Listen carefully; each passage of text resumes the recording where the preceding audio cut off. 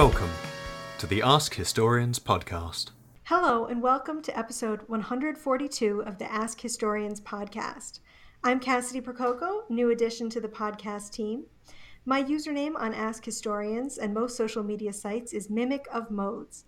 With me today for our first Ask Historians short minisode is Lindsay Craig, a graduate student in anthropology at the University of Nevada, Las Vegas, the lead author of the study Pubic Hair Removal Practices in Cross-Cultural Perspective. Lindsay, how are you today? I'm doing well, Cassidy. How are you? Oh, that's great. Me too. So our first question is, what led you to work on this study specifically? Well, I've always had a curiosity about pubic hair removal. I come from a psychology background, and we used to sit around and talk about why women are removing pubic hair, and we came to the conclusion that it was because of pornography production or marketing, and that was leading women to feel bad about their bodies and their pubic hair, and so then they were removing it for their partners, and it was a very feminist outlook. And so when I started grad school in anthropology, my advisor was like, well, why don't we take a look at it cross-culturally and see if this phenomenon of pubic hair and marketing holds true in other societies as well. So that's how I got started, and I used the eHRAF World Cultures database, which is it's full of ethnographies of over 300 different societies. And I used that database to look for pubic hair removal practices in societies that did not have access to our pornography or marketing strategies. That's so interesting. So what did you find that surprised you most in the historic part of the study? Well, I guess a major surprise for me was that there were quite a few societies that they did remove their pubic hair. And I wasn't entirely expecting that. I wasn't expecting to find that because of my background. But when I did, it was just so fascinating. And the most interesting part of it for me was the method of removal that a lot of these societies used. And it was plucking with their fingers or with clamshells. Oh, gosh. Yeah. So you started with records from the 1890s, which is technically still the Victorian era. And the Victorians are often thought to have been extremely buttoned up. But we also find that it's often the case that this was only on the surface, their public presentation. What did these early records tell you about pubic hair removal among the Victorians? Nothing. So the records that I looked at were of non-Western societies. These are horticulturalists, pastoralists, and even hunter-gatherers in societies where they didn't have European culture yet. Oh, okay. I understand you. So when you researched 72 societies outside of the cultural West? Yes. Did you find any interesting historic trends that correlated to geography or other cultural factors? I didn't find anything related to geography. I didn't have a large enough sample size. 26 of the societies actually, they stated that they did remove pubic hair regularly, and that was expected of them. But I did find some interesting cultural trends that coincide with what we see in the Western data too. So it was more common for women to remove pubic hair than men. And we find that in Western data too. About 80 to 90% of women in the US, in Europe, in New Zealand, and Australia are removing their pubic hair. And for men, it's about 60%. And then another trend is the reason for removal is they felt it was more hygienic. But what's interesting is that the people in the Western data considered it to feel better, to feel more comfortable, to feel cleaner. So they talked about this feeling of being clean. And then in the non-Western societies, they talked about ticks and lice and mold. And so it wasn't not necessarily a feeling of being clean, it was actual cleanliness. That's so interesting. Do you think that there is a crossover between these two issues, that maybe the feeling of cleanliness, even when people don't cite actual ticks and lice, would come from a sort of cultural memory of that?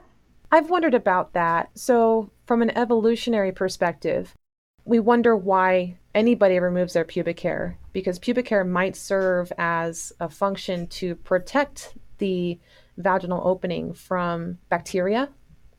But pubic hair is a really good attractor for lice and for mold.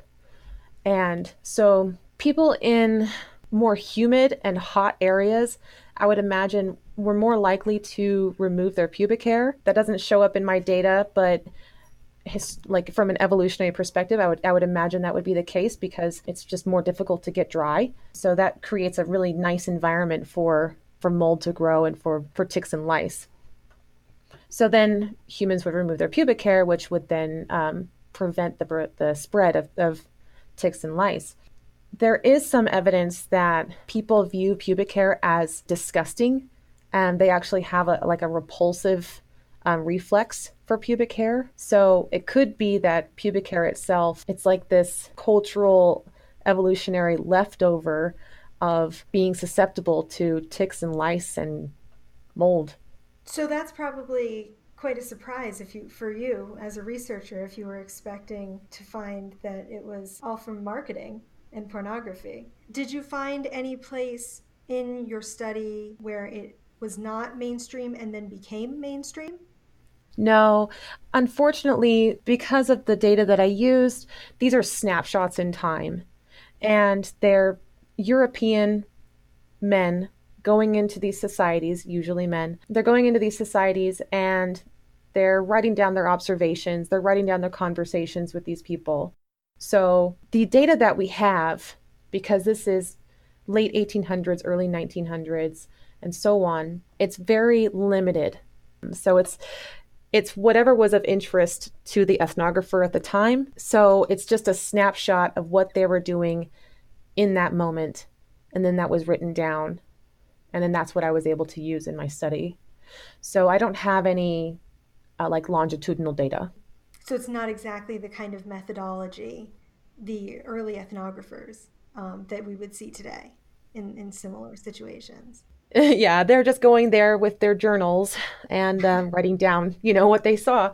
Though there was one case, I can't remember the name of the society right now, but they had a rule where men would shave and women would pluck.